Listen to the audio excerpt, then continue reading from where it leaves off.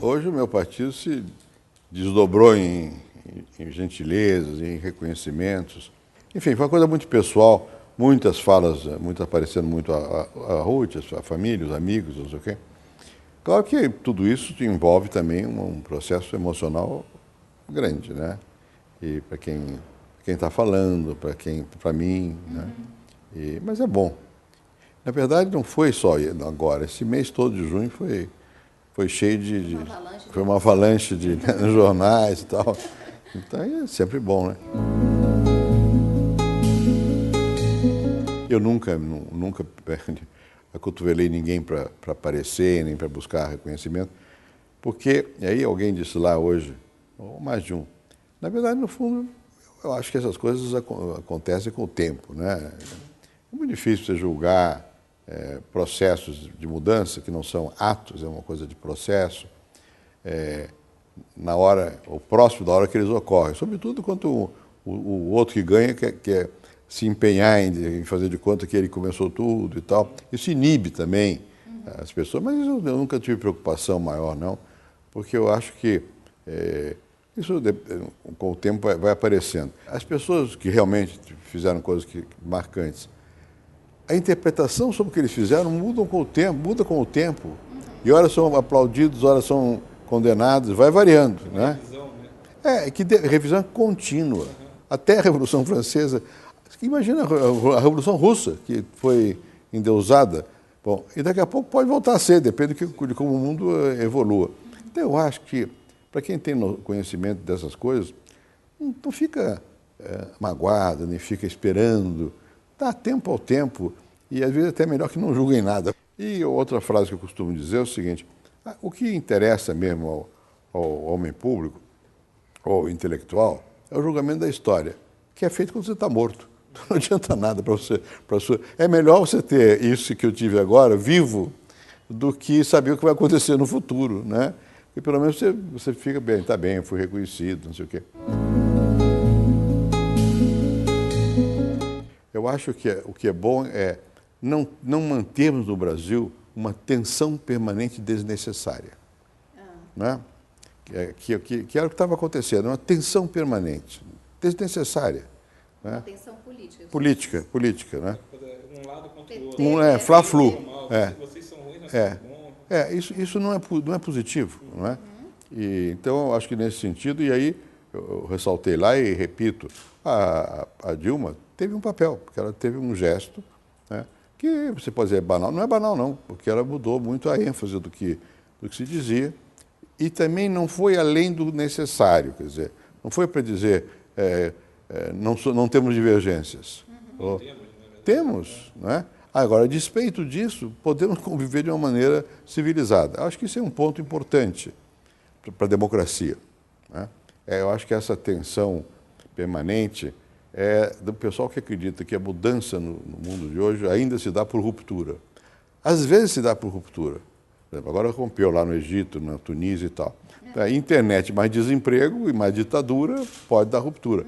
Mas quando a sociedade é aberta, a mudança não se dá por ruptura, se dá por acumulação.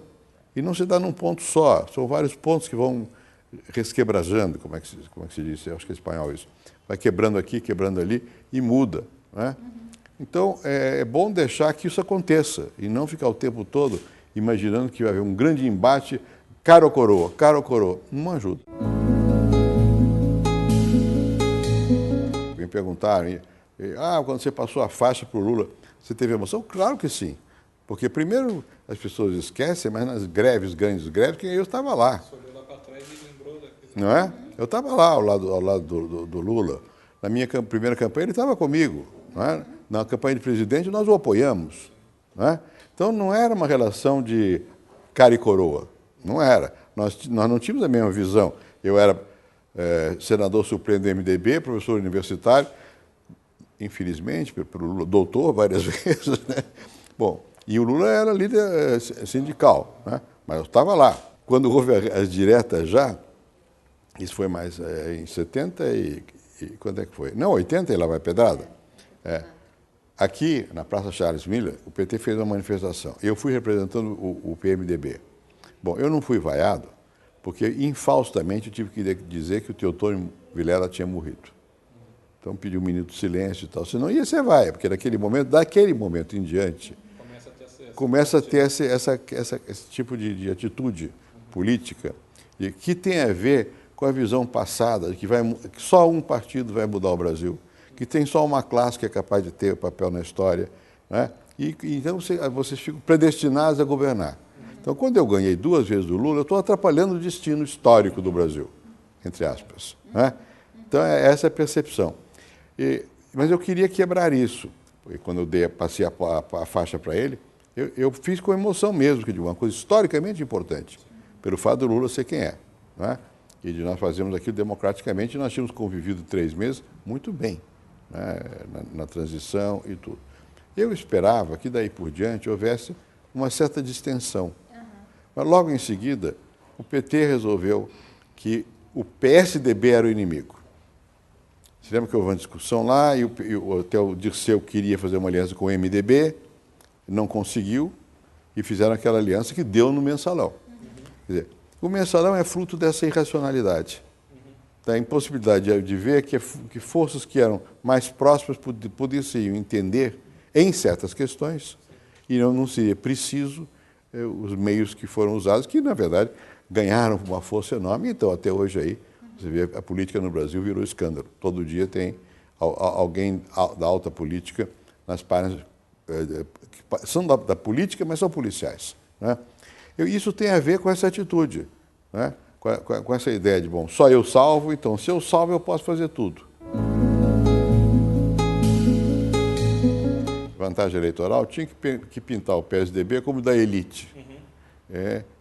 E só tinha um partido que não era, chefiava os da não elite. Ora, essa visão simplista, na verdade, existem diferenças entre o PT e o PSDB, muito mais políticas, né?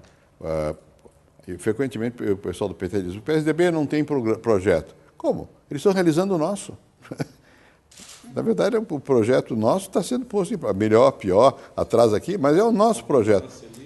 A Carta dos Brasileiros foi a carta de renúncia ao projeto deles, não é verdade? Bom, então eles ocuparam esse espaço e também por isso, para poder ocupar esse espaço, tinham que fazer de conta que o espaço era criado por eles, para poder se legitimar ideologicamente. Por que estão...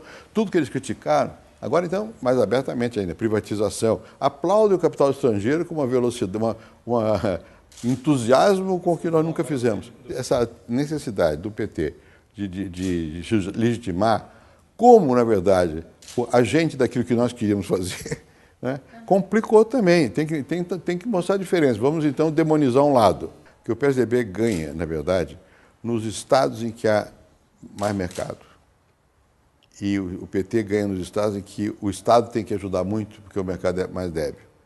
Agora, nos estados em que há mais mercado, o PSDB ganha também nas classes populares. Senão, você não explicaria que a eleição majoritária em São Paulo, em Minas Gerais, no Paraná, em Goiás. É o povo. Alagoas, no Nordeste, Pará. Então, isso é uma imagem que tem que ser destruída.